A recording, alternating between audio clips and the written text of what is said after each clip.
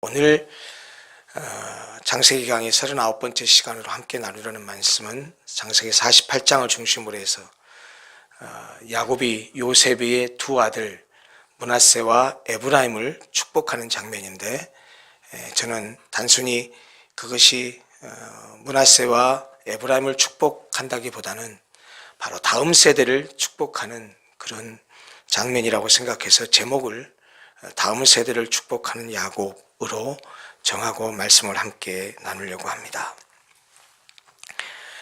하나님께서는 당신의 나라를 세우기 위해서 아브라함을 갈대아 우르에서 불러내시면서 그에게 약속하셨습니다. 내가 너로 큰 민족을 이루게 할 것이다. 네 이름을 창대케 할 것이다.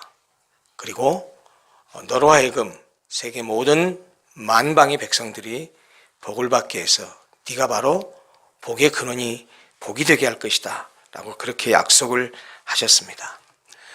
우리가 지금 창세기 48장까지 보아오고 있지만 아브라함에게 하셨던 이 하나님의 약속은 아브라함에서 시작해서 그의 아들 이삭, 그리고 그의 아들 야곱, 그리고 그의 12아들을 통해서 계속 성취하고 계시는 것을 보게 됩니다. 하나님께서는 역사의 주관자여 역사의 수레바퀴를 움직이시는 분이기 때문에 하나님께서 당신이 약속하신 약속을 지키기 위해서 그 역사의 수레바퀴를 치밀하고도 정확하게 움직여 가시는 것을 확인할 수 있습니다.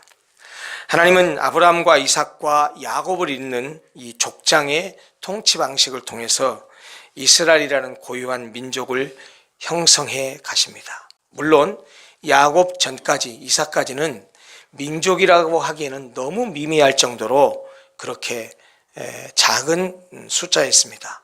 하나님께서 아브라함을 부르실 때 아브라함 한 사람을 부르셨고, 아브라함은 100세에 되서야 비로소 아들 이삭 한 명을 낳았고, 이삭은 겨우 낳은 자식이 쌍둥이 아들 에서와 야곱밖에 없었습니다.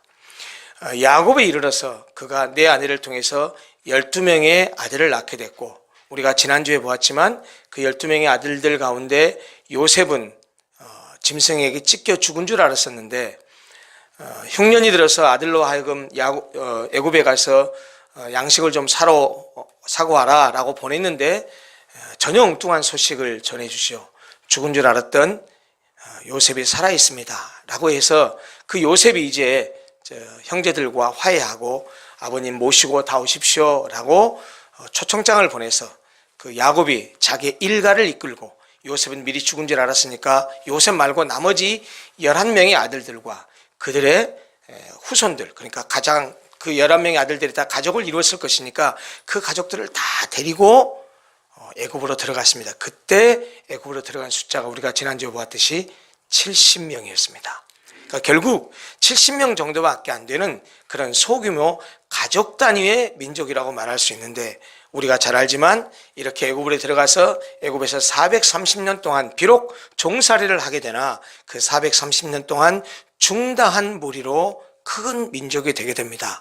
430년 후 모세의 영도로 출애굽하게 됐을 때 그들은 남자들 장정만 자그만치 60만 명, 그러니까 여자와 아이들을 포함하면 너끈히 200만이 넘었으리라고 추정을 합니다. 그렇게 엄청난 민족을 이루어서 나가게 되는데, 그렇게 되는 과정들을 아브라함에서부터 하나님께서 순차적으로 역사 가운데 잘 이루어가고 계시는 것을 보고 있습니다. 사실은 이렇게 족장체제 방식으로 이스라엘이라는 고유한 민족을 형성했는데, 그들을 하나님의 백성이라는 사실을 증표로 내세운 것이 뭐였냐면 바로 그게 할례였습니다. 할례를 통해서 이스라엘 백성들은, 하나님의 백성들은 다른 백성과 다르다라는 사실을 할례를 통해서 민족적인 색채를 분명하게 해주셨습니다. 이제 이렇게 한 가족을 중심으로 하는 족장체제에서 하나의 국가, 하나의 나라를 건설해야 하는 민족적 체제로 바꾸어야 될 시점에 이르는 것입니다. 요셉이 애굽으로 팔려가 총리가 되고, 그리고 고대 근동 지방의 모든 나라들이 7년 동안, 굉장히 오랜 동안 큰 흉년이 들어서 가나안에 살고 있었던 야곱이 그의 아들들에게 곡식을 사러 애굽으로 보냈었습니다. 그리고 우여곡절 끝에 요셉과 형들이 화해를 하고, 그리고 결국 요셉의 가족들이 애굽에 들어가서 살게 됐는데, 그것은 그 가족 공동체가 큰 나라를 이루기 위해서는 그 독특한 민족적인 색채를 가지고 있는 하나님의 백성의 특징을 가지고 있는 이 이스라엘이 외부의 영향을 전혀 받지 않고 독자적인 생활 형태를 유지하고 하나의 민족으로 성장할 수 있게 하기 위해서 당대의 가장 큰 나라에 있었던 애굽에 들어가게 하고, 그 애굽의 보호 아래서 그 민족을 이루게 됩니다. 우리가 지난주에 잠깐 봤는데 기억이 나실지 모르지만 이스라엘 백성들이 70명이 가서 어디에 살았다고 했습니까? 고센 땅입니다. 그 고센 땅은 그 이집트의 북부에 있었고 국경 지역에 있었을 뿐만 아니고 이스라엘 사람들이 목축업을 하는데 애굽 사람들은 목축업을 하는 사람들을 격리시켜서 자기 민족과 다른 천대하는 민족으로 생각했었습니다. 그러다 보니까 교류를 안 했습니다. 그러니까 교류를 안 하다 보니까 비록 이스라엘 사람들이 애굽에 들어가서 고센 땅에 거했으나 애굽 사람들과 교류하지 않아서 이스라엘만의 고유한 민족적인 특색을 가지면서 그곳에 살 수 있었고, 그 고생 땅에 살면서 남자들 장정만 60만 명이 되도록 그렇게 엄청난 숫자를 불어넣는 동안 하나님께서 그들을 아주 고유한 하나님의 민족으로, 하나님의 나라로서 그 특색을 보호할 수 있었던 것이죠. 죽었다고 생각했던 아들 요셉을 만나기 위해서 야곱이 70명의 가족을 데리고 이집트로 들어간 지 어느덧 17년이 지났습니다. 이미 가나안에서부터 거동이 불편했던 야곱은 이제 이 땅 위에서의 나그네의 삶을 마쳐야 될 때가 다 되었습니다. 175년을 살았었던 아브라함, 그리고 180년을 살았었던 이삭에 비하면 상대적으로 야곱의 생애는 짧은 편이었지만, 그가 바로에게 고백한 대로 그의 인생은 참으로 파란만장하고 험악한 인생이었습니다. 다행히 지난 17년 동안은 이집트에서 요셉의 섬김을 받으면서 그 누구보다 아마 행복하고 만족한 세월을 보냈을 것입니다. 애굽을 구원한 요셉, 그의 아버지, 그의 가족이라는 것 때문에 아마 야곱이 17년 동안 그의 가족들과 함께 애굽에 사는 동안 아마 야곱의 가족들은 바로 왕으로부터 극진한 예우를 받았으리라고 추측이 됩니다. 그가 태어난 가나안에서도, 그리고 하란에 있는 외삼촌 집에서도 결코 누려보지 못했었던 평안과 안식을 이방 땅 이집트에서 누리게 된 것입니다. 이제 야곱에게 남은 것은 그의 눈을, 그가 가장 사랑했던 요셉이 그 눈을 감겨주는 일만 남았다고 해도 과언이 아닙니다. 오늘 본문을 보니까 야곱이 아마 노환으로 자리에 누웠던 것 같습니다. 그랬더니 요셉이 애굽에서 낳은 두 아들 므낫세와 에브라임을 데리고 야곱을 찾아갑니다. 요셉이 두 아들을 데리고 이 아버지를 찾아간 것은 아마 할아버지가 손자들을 보면 원기가 회복될 것이다 라는 의도도 있었겠지만, 그보다는 더 큰 것이 있었으리라고 생각합니다. 므낫세와 에브라임은 그들의 어머니가 이스라엘 사람이 아니고 애굽 사람입니다. 그리고 애굽에서 낳은 아들이고 태어나기도 애굽에서 태어났습니다. 어떤 의미에서 아브라함의 자손들로부터 아브라함, 이삭, 야곱으로 이어 내려온 그들의 후손에 혈통적으로 보면 정통성을 인정받기 어려운 그런 형국이었을지도 모르는데, 아마도 요셉이 아버지가 죽기 전에 이 두 아들로부터 이 아들로서 인정을 받기 위해서, 정통성을 인정받기 위해서 그들을 데려간 것이 아닌가 하는 추측도 해보게 됩니다. 사랑하는 아들 요셉이 그 두 아들, 손자를 데리고 왔다는 소리를 듣고 야곱은 있는 힘을 다해서 자리에서 일어납니다. 일어나서 먼저 찾아온 요셉에게 과거를 회상하면서 이런 이야기를 합니다. 자신이 가나안을 떠나서 밧단 아람으로 피신할 때 베델의 명칭은 나중에 루스로 변합니다. 그래서 본문에 보면 야곱이 루스에서라고 말하는데 그것은 베델의 나중 이름입니다. 베델하고 루스는 같은 지역입니다.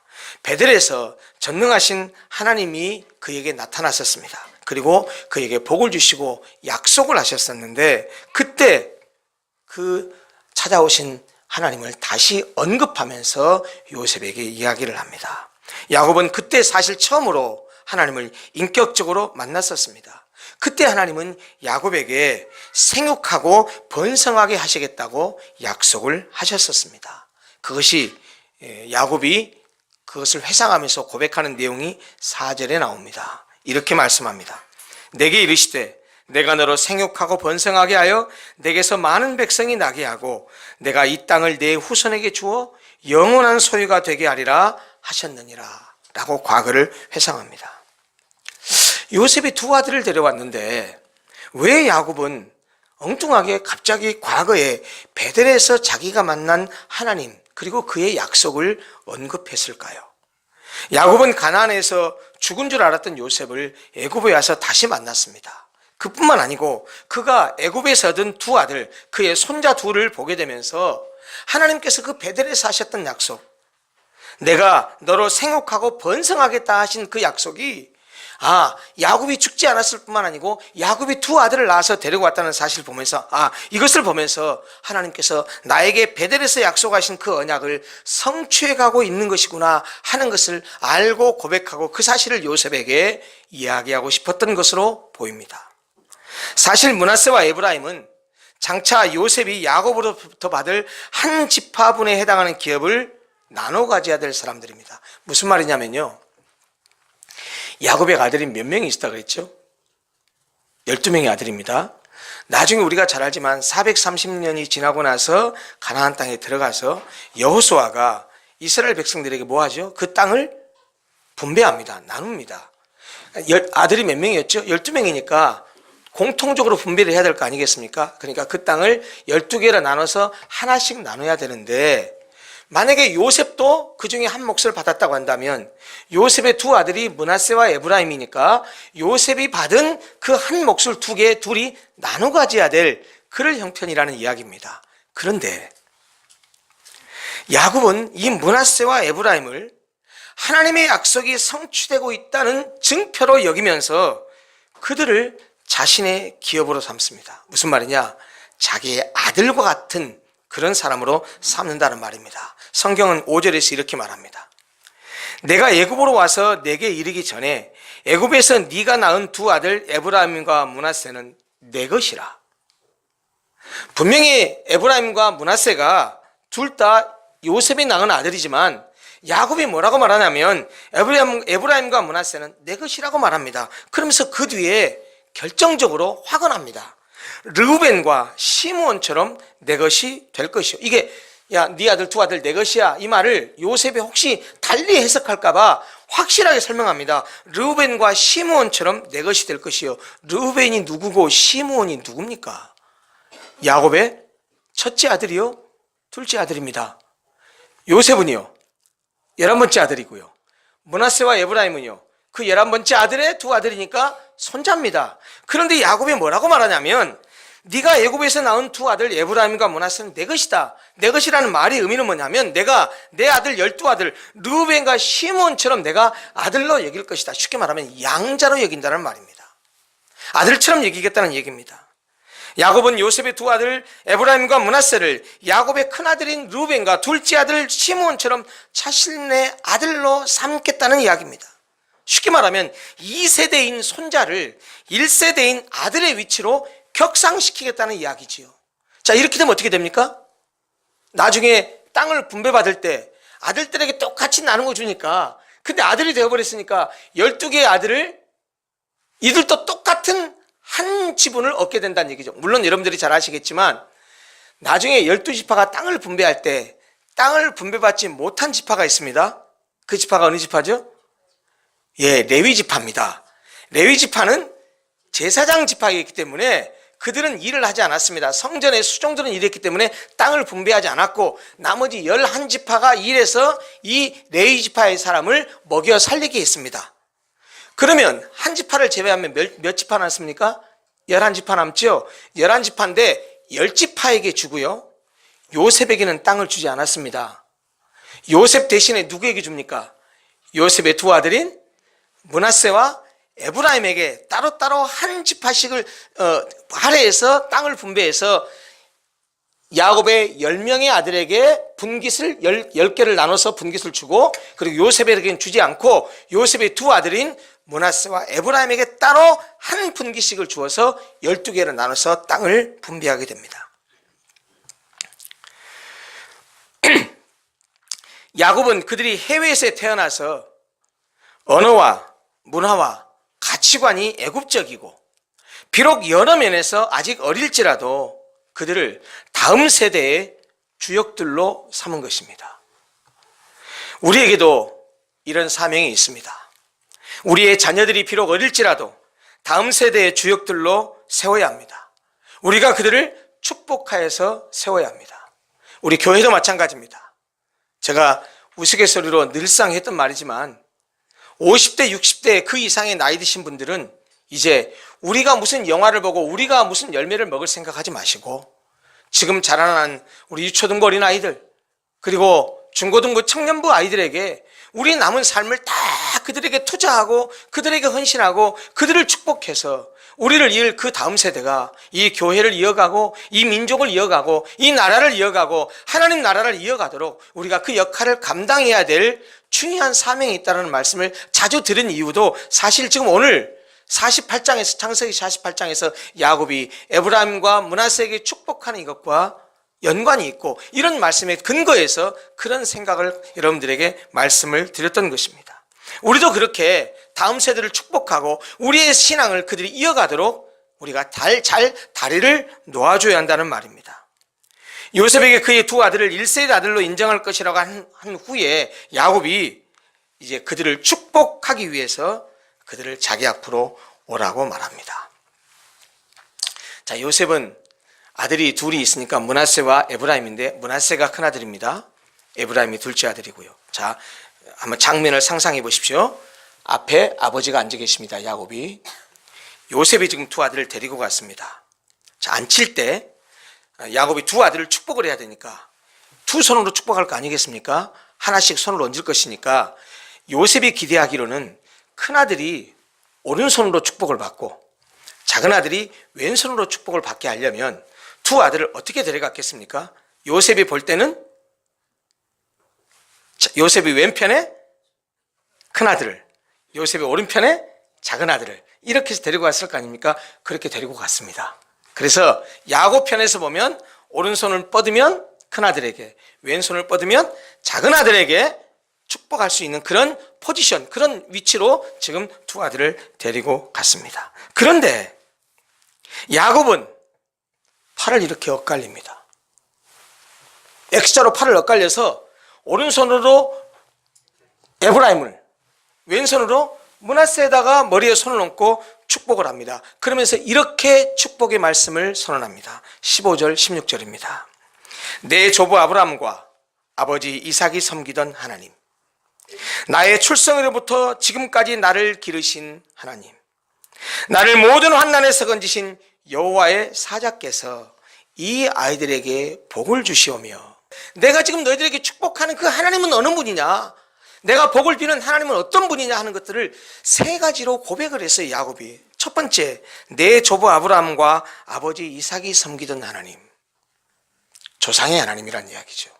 우리의 할아버지도 섬겼던 하나님이요, 아버지도 섬겼던 하나님이다. 두 번째, 그것은 자기 조상의 하나님이고, 두 번째, 자기의 하나님을 고백합니다. 자기의 하나님. 어떻게 고백하냐면, 나의 출생으로부터 지금까지 나를 지키신 하나님.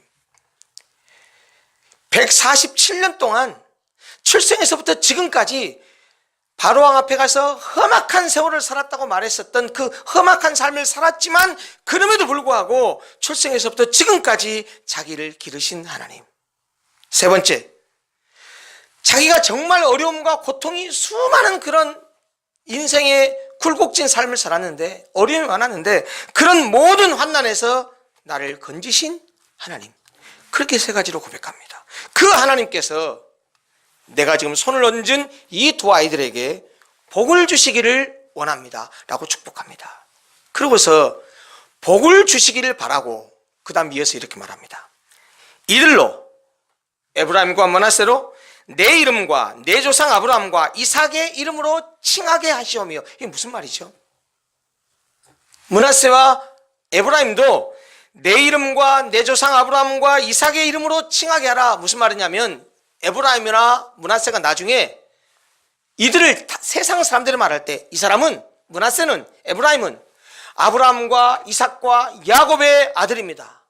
하나님의 약속의 자녀입니다. 라는 그는 말로 칭할 수 있도록 하나님 복을 주십시오 라고 말했습니다. 그리고 이들이 세상에서 번식되게 하시기를 원하나이다.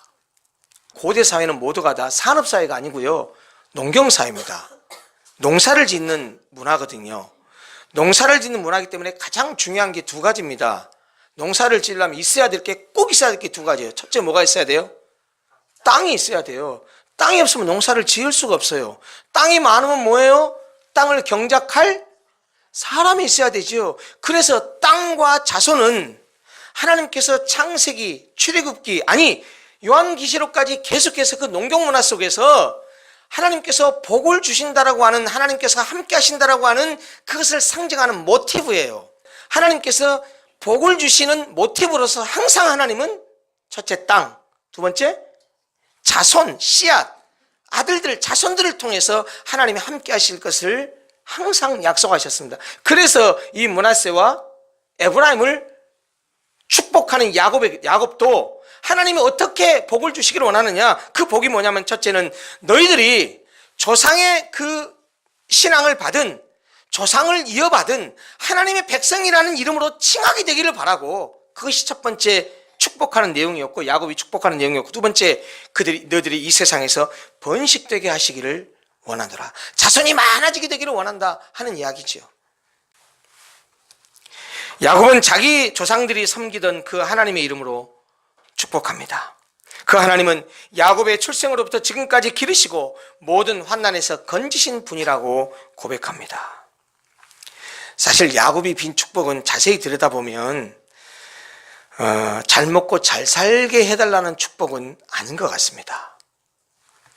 그들이 아버지 야곱과 그들의 조상 아브라함과 이삭의 이름으로 칭하게 해달라는 이 축복의 말씀은 그들의 모든 삶에서 하나님이 떠나지 않게 해달라는 것이고, 하나님의 구속사역을 섬기는 다음 세대의 주역들이 되게 해달라는 그런 축복으로 저에게는 들립니다.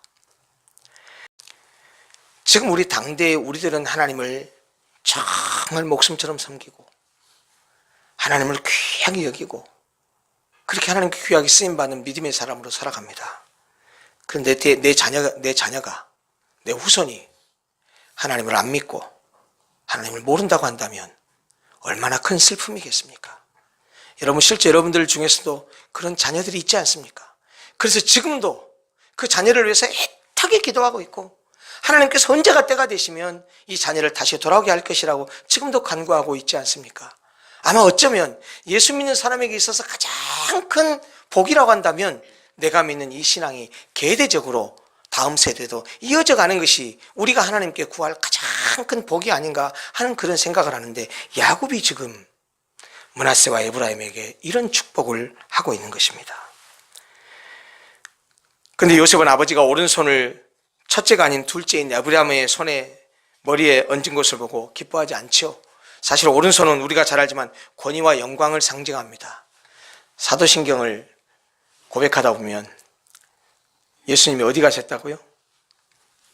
하늘로 올라가셔서 하나님 보좌 우편에 앉아 계시다가 거기로부터 산자와 죽은 자를 심판하러 오신다 그러는데, 하나 여쭤볼게요.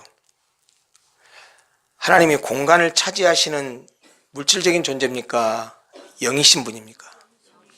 영이시죠. 그러면 영이신 분이라면 공간을 차지합니까? 차지하지 않습니까? 차지하지 않죠.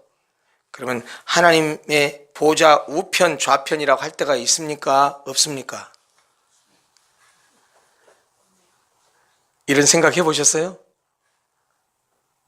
하나님 우편에 앉아 계시다 그랬는데, 하나님 어디 물질적인 존재이 있어야 우편 좌편이 있지, 하나님이 영이신 분인데 무슨 우편 좌편이 있어요? 하나님에게는 우편 좌편도 없어요. 하나님은 계신 곳이 따로 특정한 곳이 없으니까, 무소부지하시니까, 물질적인 분이 아니니까, 물질적인 존재로서 여기 있어야 내 우편에 이것이 있고 좌편에 이렇게 있지요. 그런데 왜 보좌 우편에 앉아 계시다, 하나님 보좌 우편에 앉아 계신다고 말했죠? 그 우편이라는 것은 물리적 공간을 얘기하는 것이 아닙니다.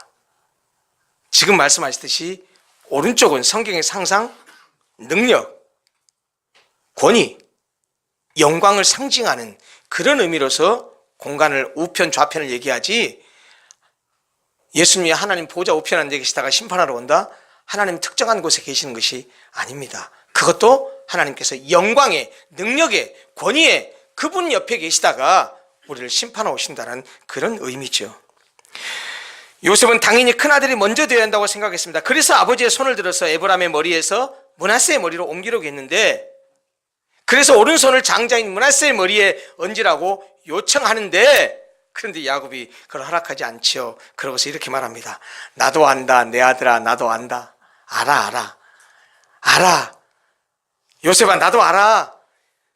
이놈이 큰아들이고 이놈이 자기 아들인 거 알아. 그런데 나도 알아. 그런데 내가 이렇게 어긋맞게 사는 것은 뭐냐? 그도 한 족속이 되며 그도 크게 되려니와 그의 아우가 그보다 큰 자가 되고 그의 자손이 여러 민족을 이루리라. 야곱이 몰라서 그런 게 아니랬단 말입니다. 눈이 어두워서 실수한 것도 아니라는 겁니다. 의도적으로 그렇게 한 것이죠. 왜요?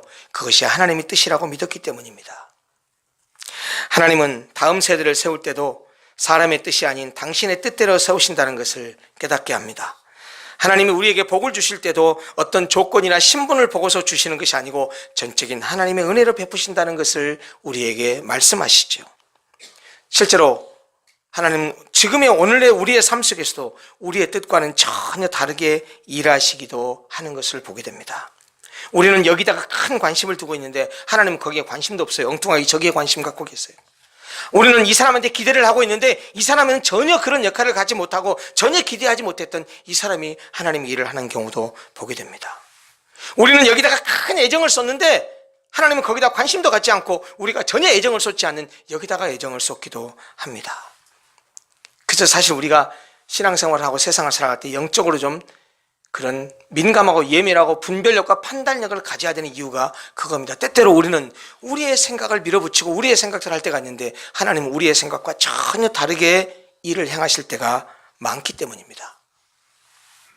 요셉의 두 아들을 축복한 야곱은 이제 요셉에게 이렇게 말합니다. 21절입니다.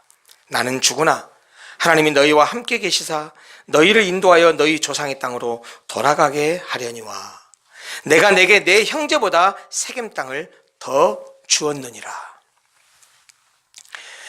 애굽이 분명히 먹고 살기 좋은 곳입니다. 그러나 그곳은 하나님의 백성들이 영원히 살 곳은 아닙니다. 그들은 돌아가야 됩니다. 가나안 땅으로, 약속의 땅으로 돌아가야 됩니다.